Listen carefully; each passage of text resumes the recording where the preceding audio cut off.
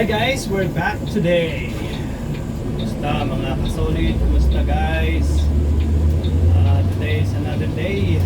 It's another beautiful day here in Canada. At dyan sa Pilipinas, hanggang ito, natutulog na kayo. Dito pa rin ako sa SQ Industrial Area. So, napakaganda ng araw na naman. Napakaganda ng sikat ng araw na naman, guys. Samahan niyo ako ngayon sa aking journey through. Wow! Alright guys, mga kasolid, pakita ko lang sa inyo yung ating dinadaan. At sa kayo'y kaya-aya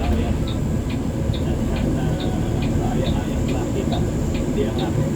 Alright guys, yun, industrial area guys. Yan.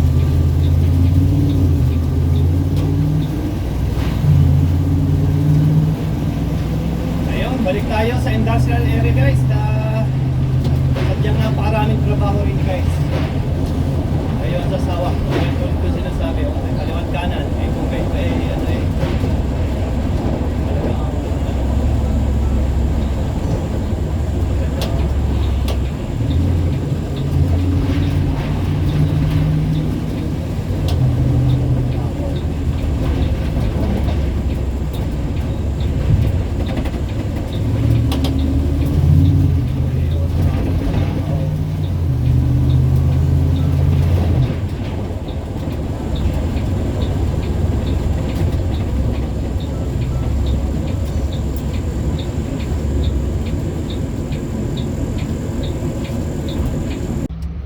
Ayan guys, nandito tayo sa UPS store. Pick up natin to everyday, yung route na to. Ayan. Kausapin natin si Gorab, yung may-ari.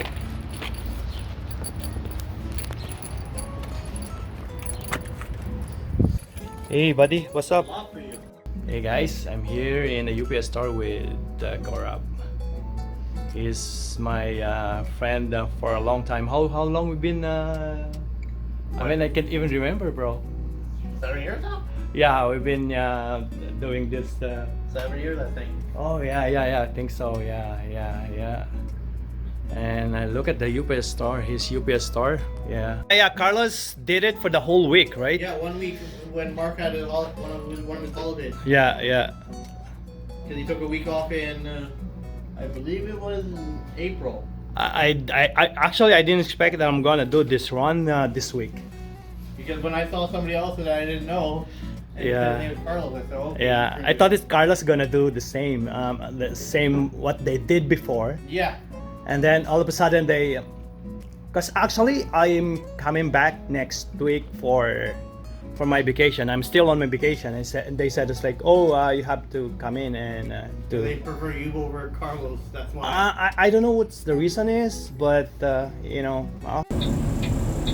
Okay guys, we're out here in, we're finished, we're done here in the Duke. We're heading to Nisku for another pickups. It's gonna be, it's a little bit tight in this corner, so let's see guys.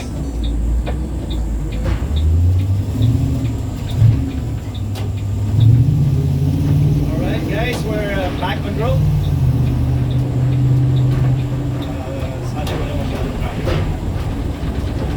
Sana masyadong traffic guys. Ayan, nagpapalag naman ang cellphone. Nakawag sa akin.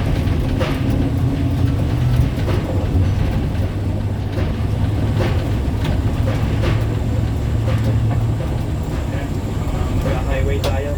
Kaya medyo nagsikipan na traffic din eh. Stoplight na naman to. Hindi naman to mangyayari na katulad sa bilisan.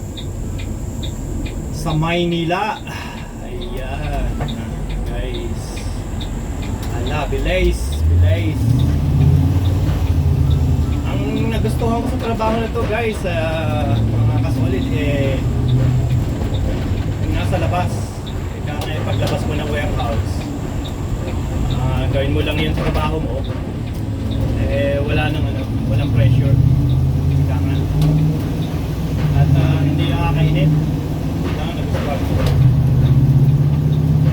Sabi ka nasa labas. Although same route or same routine every day. Ginagawa yung highway na to kaya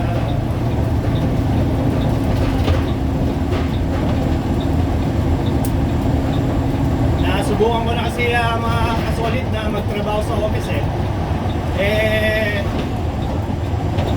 nakatitig ako sa computer ng 10 minutes, wala na, tulog na ako hindi ako po pwede. Kailangan ko kasi action talaga para dugo ko yung buhay. Pagamat minsan nakakaantok din yung trabaho na kasi distance ang dito drive ka ng drive. Hindi kasi ako yung residential yung door to door. Ako kasi distance.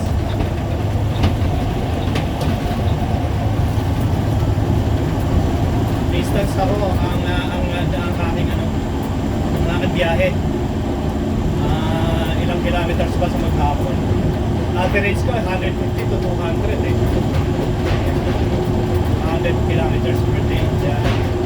Pagka ganitong route kasi ito yung talagang takbo ito ng takbo ang kinukuha lang namin yung air, yung express, saver, yung mga air packages, like yung mga small packages, big packages, as long as air, deliver siya by air, like kukunin siya by air, delivery by airplane, yung mga ganon. Yung sa hapon ko naman sa midship ko, yun, tatlo lang yun, point A, B, and C lang. Yan yung aking route. Ito namang ginagawa ko ngayon, marami rin points to pero distance. Distance naman siya. Mga long distance ba. Ayan. Highway, nasa Lidok pa rin. Highway nga lang to. Pero mamaya, nasa Niskin na tayo. Industrial area yun guys. Meron tayong pick up to.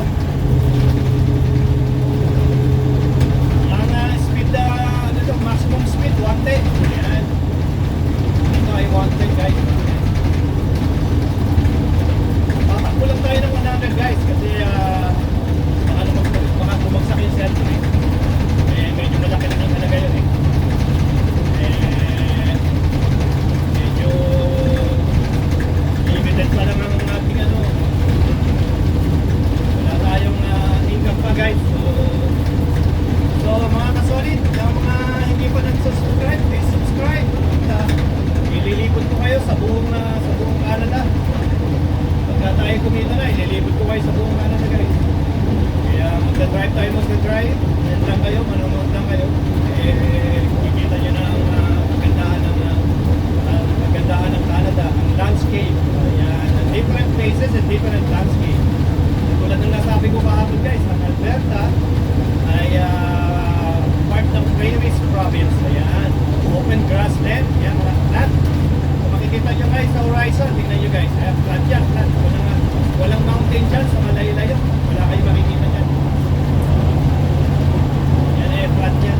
Pagka nasa BC naman kayo, BC, Ontario, Quebec, yung mga maritime province ng Canada.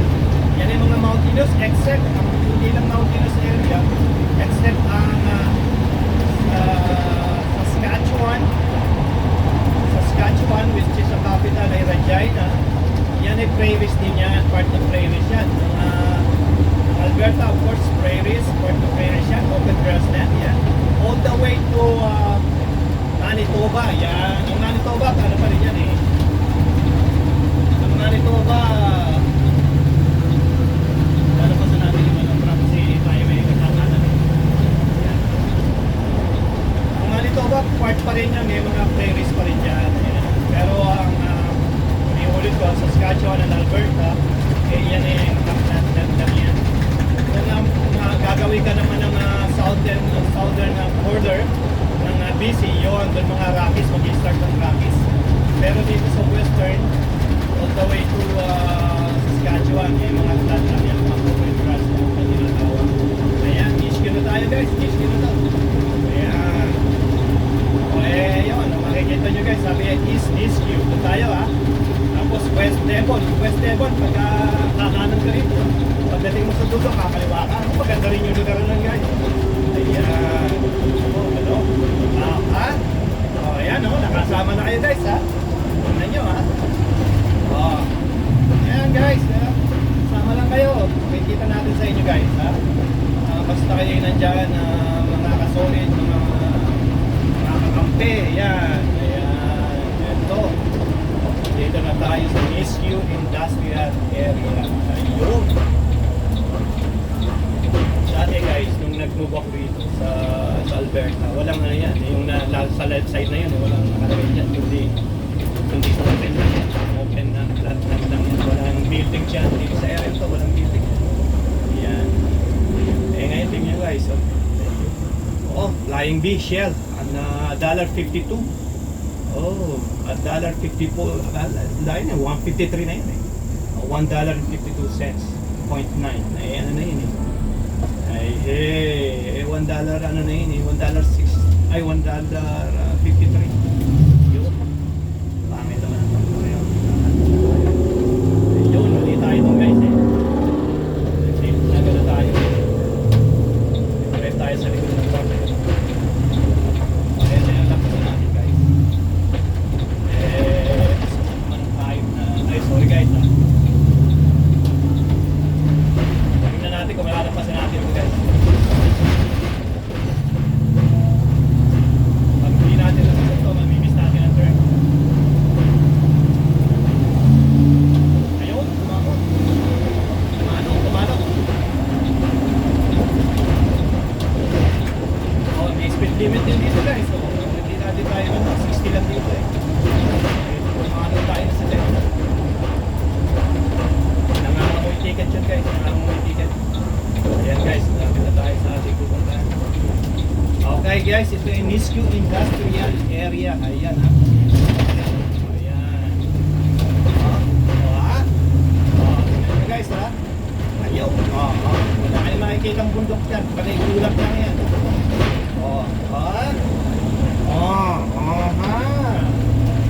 Ayan mga kasolid. Ayan Yan mga kasolid. Yun, tayo kakaliwa rin eh. Kakaliwa tayo sa 18th Avenue. Wow, 18th eh. Wow. 60 lang dito guys. Pagka ito winter time guys, parang tayong pusat pagong dito. Naku po guys, sabi ko sa inyo. Parang ang puso natin malalaglag dito pagka ito winter time. Panay ice yan. Tumatakbo tayo sa literal na ibabaw ng yelo guys.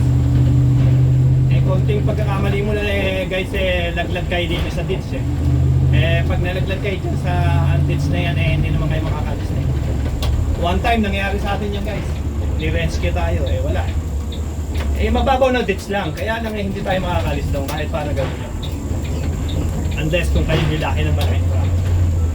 Yan guys, i-off ko muna nakatawal dito tayo Okay guys, ang susunod na destination naman natin ay Nisku pa rin sa kabilang city or sa kabilang side ng county na to. Kabilang side naman ng Nisku. Okay guys, we're back on road again. Tapos na ang ating isang pick up. Tayo may pick up naman ulit sa susunod nating destination. Ayun, nako. Shoutout nga pala sa ating mga kasolid, sa inyo lahat mga kasolid, sa mga nag-subscribe at hindi pa nagsusubscribe, shoutout ko na rin kayo, shoutout! Woo! Okay, paring Ranjan, shoutout kay paring Ranjan sa aking mga pamangkin dyan sa Pilipinas. Sa inyo lahat dyan, ayun, shoutout! Woo! Ayun! Si paring Ranjan minay-message tayo lagi Kaya paring Ranjan, panoorin mo lang itong ating video na to at sabihin mo sa akin ang ano nung dapat natin gawin, itatama natin kung meron pagkukulang paring Ranjan. Si paring Ranjan nag-a-advise sa akin lagi kung ano ang dapat gawin. Hey, ayun! Nasukan natin ito truck. Hey, papangit ang ating view. Okay, mag-distance tayo bagya. Bagay ito ay industrial area. Wala naman masyadong makikita rin. Itong naglalakihang na equipment, naglalakihang warehouses. Ayan.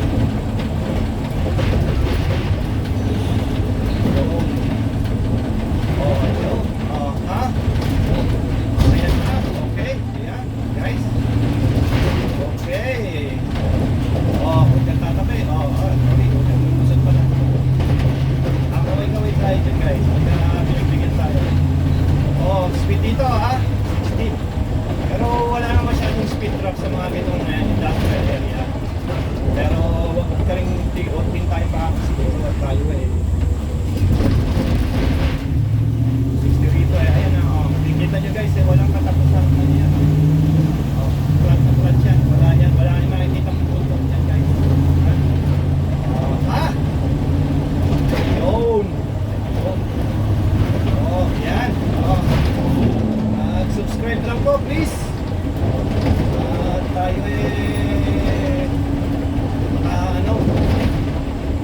pasyal ko naman kayo sa ibang lugar.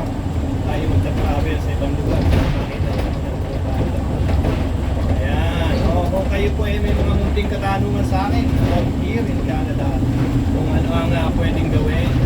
Dito lang guys kung kayo makakapunta rin at kung kayo may plano pumunta at kung kayo magmamigrate. Nako po. Kayo naman po sasawa sa trabaho. Kung masipag lang kayo. Pero ang importante nga yan, sinasabi ko dapat meron kayo sasakyan. Ayan, hindi naman problema yun guys. Basta makapagtrabaho lang kayo na kahit anong trabaho. Nakukulo na. Excuse me po! Yun. Ako. Kahit anong trabaho, pwede kayo mag-lease. Ayan. Finance, hindi po pwede. Hindi pa pahinga ang bangko niya. Kasi ang darating nyo lang yan. Kaya ako nang dumating 3 weeks. 3 weeks naman. Nag-lease ako agad. May nag-back up sa akin. Basta man may mababack up sa inyo na guarantor na kayo makakabayad ng lease at may trabaho kayong isang maliit na okay na yan. Yan. Kailangan nyo talaga ng sasakyan. Sa layo ng distance na rin. Kung kayo din magtatrabaho at kayo nakatira sa Edmonton, baka kayo abutin ng 1 linggo sa daan lang 1 linggo. Pagdating nyo rin weekend na uli. Wala na kayo magagawa na. Hindi naman 1 linggo. Exchange lang tayo. Walang bumibiyahe rin sa madaling salita. Walang bumibiyaheng public transportation.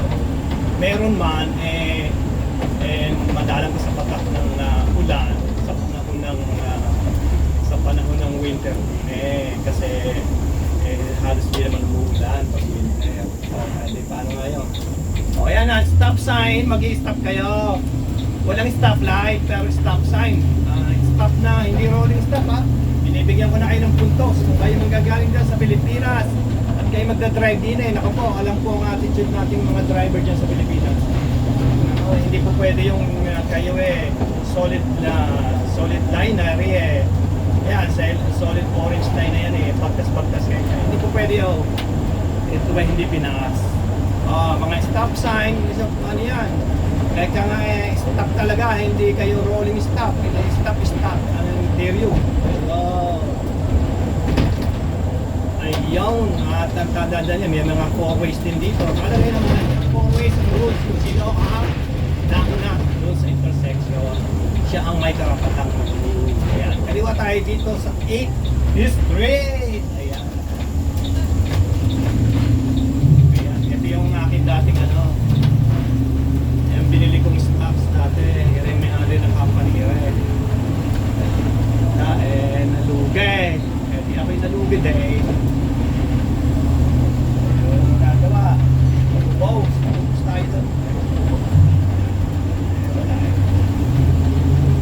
Ayan guys,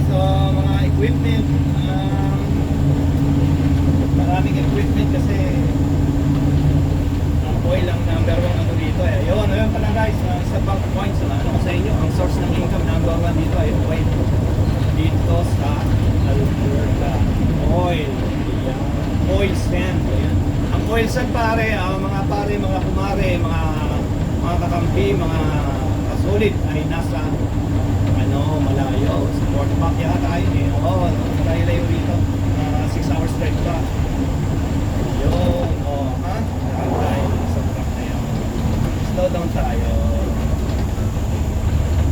Yan. Malapit na tayo sa ating destinasyon. Ayan,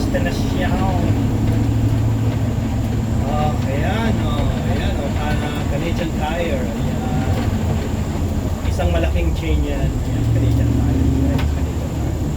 Yan yung mga sporting goods, lahat nabibili dyan. Mga tools, ayan. Tayo naman ay pupunta sa Little Potato. Ayan. Ang Little Potato, kala nyo kay na company, napakalaki, worldwide na rin tao. Dahil lang sa Little Potato, ha. Yung maliliit na potato, yung mga cute na potato, dito yung Little Potato. Simula lang sila sa isang napakaliit na business. Ngayon napakalaki na kanilang warehouse. Buong mundo to, meron sa Germany, sa US. Alam ko meron sa Germany. Baka nananyaan ba lang tayo. Pero alam ko meron sa US, alam ko yan, 100% yan. Pero nagmula yan dito sa Alberta. Yan, Little Potato, ha? Kita nyo na, tabahin nga tayo dyan. Punahan tayo. Ayan, makikita nyo ha, Little Potato, pero yan. Pakikita ko sa inyo guys pag nakakuha ko ng Little Potato. May sample sila dito eh. Tayo mga Pinoy, mahilig tayo sa sample. Yan ang kahirapan inunahan nyo ako, tapos magpa-park kayo dyan, babarahan nyo ako. Ano naman yan, pares pa kayong bababaya ta. Nako po, ayan, nako. Yung mga kababayan pala natin. Sorry naman. Yan wave. Nag-wave naman. Tayo sanay ganray. Sanay sa park anywhere. Nga. Hindi tumabi. Hindi makadala. May party yata. Kailangan ba ka ng tulong? Ha? Baka kailangan mo ng tulong? Oo, sadya. Kumusta? Magtatrabaho kayo? Kala ko may party kayo, dami kayo. Maganda dyan. Balita yan, malaki yung company na yan. Meron sila sa Germany. Alam ko yun, nandun sa may West End yan eh. Yung maliit down. Ang ganda nga eh. Fully automated yung nandun sa loob. Sige, mag-usap ulit tayo ha. Okay, sige, bye-bye. Yung babayan pala natin katrabaho sa Little Potato. Hindi nadaldal tayo eh. Hindi na-delay tayo ngayon. Nakikita. Tingnan natin. Pakikita ko sa inyo guys kung ano Little Potato. Mahilig tayo sa sample eh. Hihingin tayo ng sample. Sa araw nakasample tayo. Sige guys, babalikan ko kayo agad ha. Hintay lang kayo dyan ha. Okay ha. Ciao. Yun guys, tapos na tayo dito sa sa Nisku. Balik naman tayo ng Edmonton para sa isang pick up pa. Tapos ng isang pick up na yon, pwesto ulit sa Edmonton. Pagkatapos noon, balik naman tayo sa airport. Dito ulit, balik tayo dito, airport 2 eh. Ayan dami pala natin Pinoy na dami yung nating kababayan nagtatrabaho dito. Halos Pinoy nagtatrabaho din sa warehouse sa Little Potato. Makikita ko guys sa inyo yung potato na maliit namin. Para makita ninyo. Dati yan maliit na company na maliit na warehouse lang. Ngayon kasi laki ng ilang wall na ito, field ang laki. Hindi ko na alam. Yan mo na. Ayan na natin. Pakailaman niya. Mas malaki. Hirapan pa ako magsasabi. Ito naman industrial nga rito. Gawa ng ice cream naman ito. Ayan. It says Chapman's. Ice cream. Ice cream tipo yan guys. Dito guys, makikita ko sa inyo Amazon. Yan, Amazon sa may kabila. Ay, hindi ko niya kita guys. Okay, hindi na Amazon. Eh, napakalaki ng Amazon dito. Warehouse. So, ayun, dami pang ginagawa. O, ayan, mga sasakyan ng Amazon yan. Dati ang Amazon nag-ano sa amin, ginagamit kami. Ngayon, eh, marami silang delivery at ano eh. Meron silang home delivery kit at saka ano. Meron silang aeroplano rin. O, ayan. O, ito. Rescue pa rin tayo. Rescue mo. Tayo ay babalik ng Edmonton at Atlos. Tayo babalik ulit. Basta na yung process na lahat ng pinikap natin. Eh, i-audit kasi ito eh. Bago ilagay sa aeroplano. Pero, pagkatapos nun, babalik ulit tayo sa lugar na kay sa airport naman. Para ikarga natin sa aeroplano. Lahat ng natin. Monday, Tuesday. Monday na surprise ako at super dami. Isang aeroplano puno. Ayan o. Tingnan nyo guys. Titingnan may tulo na yung flatland na dyan. Grass lang yan. Grass lang yan. Ayan. Ayan, mga kasolid. Pagka dito kayo nagpunta, mga kasolid, ayan, mga kakampi. Guys, ayan, lawak. Super lawak. Busy lang to kasi Monday at saka hanggang Friday busy to. Saturday, dito babalik ako, walang katao. Saturday naman guys, ano tayo airport din tayo. Yan naman, mas malaking long distance naman yan guys. Almost tayo ay nakaka 200 kilometers doon pagkasama doon. Kasi napakalaki, hindi naman nalayo, pero ano yan neighboring city or county, yan. Kasi ang mga neighboring county or city nito ng Edmonton ay Sherwood Park, St. Albert, Port Saskatchewan, Devon, Beaumont, Leduc, Nisku. Yan yung mga nakadikit talaga mismo. O nakadikit mismo sa Edmonton. Yung nakapaikot yan from east, south, west, and north. Nakapaikot din yan. Kahit i-google nyo guys, sabihin nyo nananyan pa na naman ako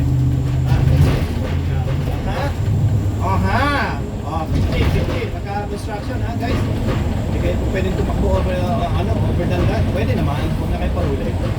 Malaki-laking yan. Malaki-laking gastusan yan. Pag nahuli kayo. Sabi ko na sa inyo pag-iingat sa ticket. Patayin muna natin ang construction lang naman. Yun guys, balik na naman ulit. Lahat na-cover na natin dito sa lugar na to Leduc and Nisku. Ito yung mga sinabi ko sa inyo na county. So basically naipasya ko na kayo dito sa Leduc and Nisku. So ibang araw naman, sa ibang county naman. Sherwood Park, ayan. Ayan, dapat nakita niyo yan. St. Albert, ayan. At tinatawag natin Port Saskatchewan, ayun. Kaya pasyal ko rin kayo ito, napakaganda ng landscape nun guys. Patag na patag. Kasi patag siya. Iwasan natin yung truck. Lagi tayong nakiano ng truck medyo bagay. Lagi nakakalaman ng truck.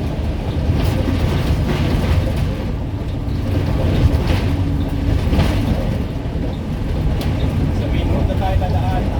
Napaka-traffic din. Bakit anong nangyayari naman rin? Kasi kung doon tayo pupunta sa kabila ay matraffic din. Pero tama pa na, dapat yun na lang. Mali na naman. Bale, di bale? Dahil nga madali. May pick up naman may pick up na isa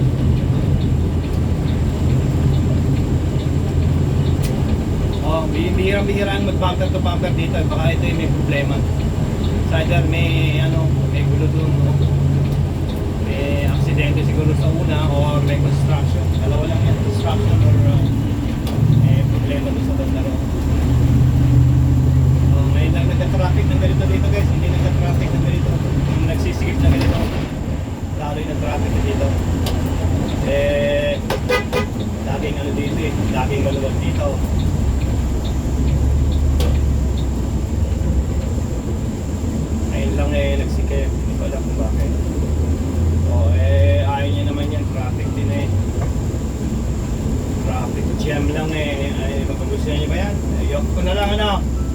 Ano? So guys, kasulit, yung ko na lang. Sayang ang ating ano dito. Battery.